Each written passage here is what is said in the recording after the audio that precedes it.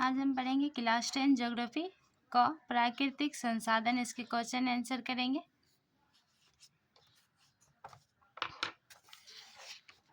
तो पहले हम अति लघु वास्तुनिष्ठ से स्टार्ट करते हैं, फिर लघु में पहुंचेंगे। तो पहला क्वेश्चन है, पंजाब में भूमि निम्नीकरण का मुख्य कारण है। तो पंजाब में भूमि का गिरता स्तर का क्या कारण है? तो हम लिख देंगे अधिक सिंचाई। सोपानी कृषि किस राज्य में प्रचलित है? तो उत्तराखंड में। मरुस्थलीय मृदा का विस्तार निम्न में से कहाँ है? तो राजस्थान। मेंढक के प्रजनन को नष्ट करने वाले रसायन कौन है? एंड्रीन। काली मृदा का दूसरा नाम क्या है? तो रेगुर मृदा। अब हम लघु का देखते हैं। पहला क्वेश्चन है, जलोढ़ मृदा के विस्तार वाले राज्यों के नाम बतावे। इस मृदा में कौन कौन सी फसलें लगाई जाती है? तो ये जो मिट्टी है वो कहाँ कहाँ पाई जाती है? पहले राज्य का नाम देख लेते हैं। ये हमें बिहार, उत्तर प्रदेश, राजस्थान, गुजरात, तमिलनाडु, कर्नाटक, असम इत्यादि राज्यों में मिलते हैं। और इस पे कौन कौन सी फसल उगाई जाती है? तो गन्ना, चावल, दलहन, मक्का, गेहूं प्रमुख रूप से उगाई जाती है। क्वेश्चन नंबर 2 है, समोच्च कृषि से आप क्या समझते हैं?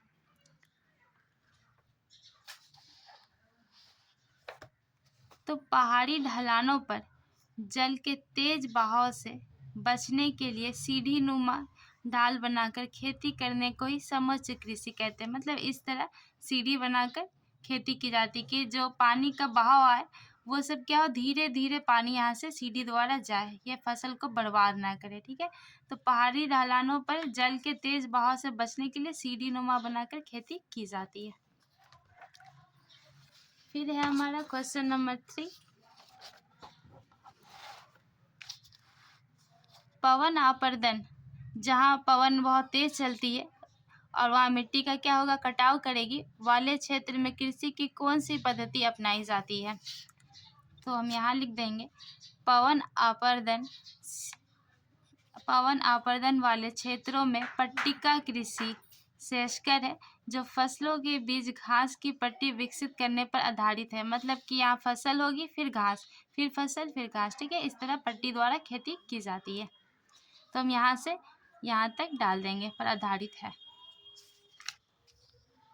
क्वेश्चन नंबर 4 है, भारत के किन भागों में नदी डेल्टा का विकास हुआ है? यहाँ की मृदा की क्या विशेषता है? तो भारत के किन किन क्षेत्रों में नदी डेल्टा का विकास हुआ है, पहले से देख लेते हैं।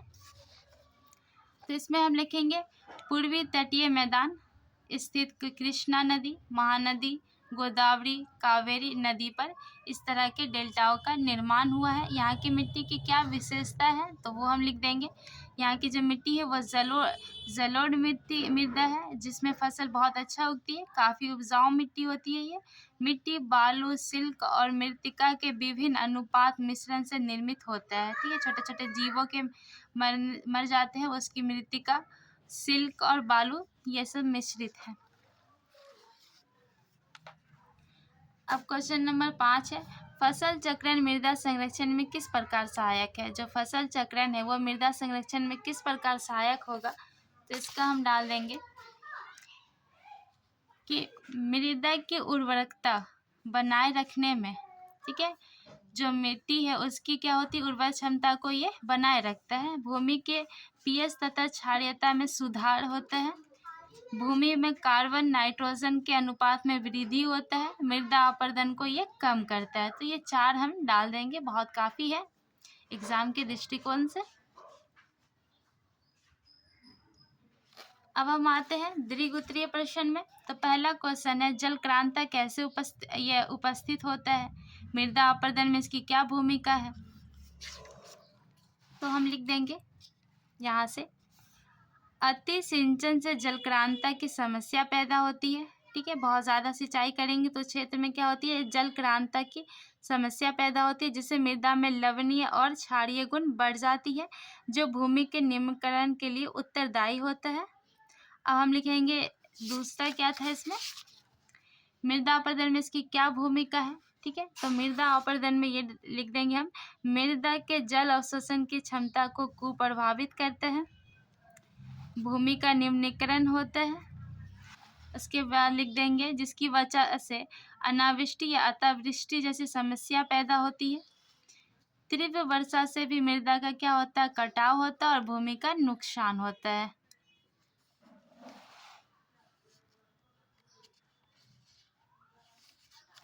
ठीक है, तो पहला ये हो गया। अब हम दूसरा देखते हैं। मृदा संरक्षण पर एक निबंध लिखें कि मिट्टी का संरक्षण हम किस प्रकार कर सकते हैं।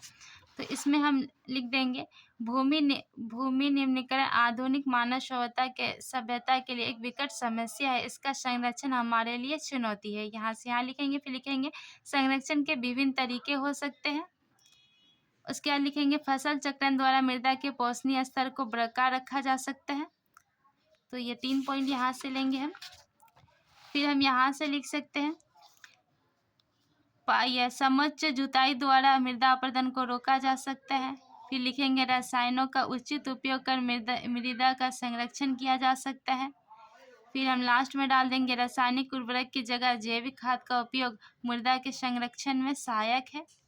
तो ये लेंगे। और एक अगर ज़्यादा डालना हो तो ये पॉइंट डाल देंगे कि वृक्षारोपण मृदा संरक्षण की सबसे बड़ी शर्त है।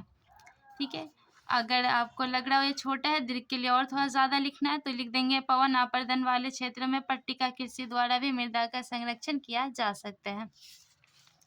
अब है हमारा भारत में अत्यधिक पशुधन होने के बावजूद भारतीय अर्थव्यवस्था में इसका योगदान लगभग क्या नगण्य है, 0 है। ठीक है, तो ये स्पष्ट करना है। तो हम यहाँ से लिख देंगे भारत पशुधन के मामले में विश्व के अग्रणी देशों में शामिल किया जाता है, किंतु अस्थायी चारागाह के लिए बहुत कम भूमि उपलब्ध है। क्योंकि पशुओं के लिए जो चारागाह मतलब जिसमें वो अपने खाना प्राप्त करते हैं वो कम जगह पे है, जो पशुधन के लिए पर्याप्त ही नहीं है। अतः पशुधन पर इसका क्या प्रतिकूल प्रभाव पड़ता है, जिसके कारण भारत में जो पशु है वो क्या होते हैं बहुत अधिक मात्रा में हमें दूध या दूध नहीं दे सकते, जिनको हम बेचकर अच्छे कहा से इनकम नहीं ला सकते। ठीक है, तो यही है पशुधन में गिरावट का कारण है। तो हम ये यहाँ से इधर डाल सकते हैं। 1-2 पॉइंट आप अपने से भी लिख सकते हैं। तो मिलते हैं नेक्स्ट वीडियो में, और नेक्स्ट में हम पढ़ेंगे जल संसाधन।